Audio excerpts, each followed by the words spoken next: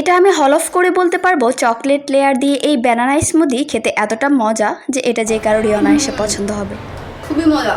তো chocolate banana smoothie বানানোর জন্য এখানে প্রথমে আমি 3টে ছোট সাইজের কলা নিয়েছি। তারপর খোসা ছাড়িয়ে কলাগুলো গোল গোল করে কেটে নিয়ে একটা বাটিতে নিয়েছি। এরপর এর মধ্যে দিয়েছি হাফ কাপ লিকুইড মিল্ক, 4 থেকে 5 টেবিল চামচের মতো টক দই এবং স্বাদ মতো চিনি। তারপর এই সবগুলো উপকরণ খুব ভালোভাবে ব্লেন্ড করে নিব এবং ততক্ষণ পর্যন্ত ব্লেন্ড করব যতক্ষণ না এর মধ্যে একটা ক্রিমি ক্রিমি ভাব চলে আসে। এরপর ব্লেন্ড করা মিশ্রণটুকু একটা বাটিতে ঢেলে নিয়েছি। তারপর এর উপরে দিয়েছি অল্প কিছু চকলেট চিপস।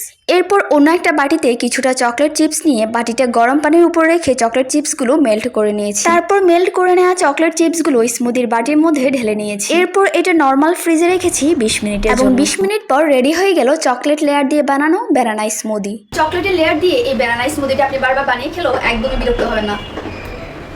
বিশেষ করে যখন চকলেট চিপসগুলো মুখে পড়ে তখন খেতে খুব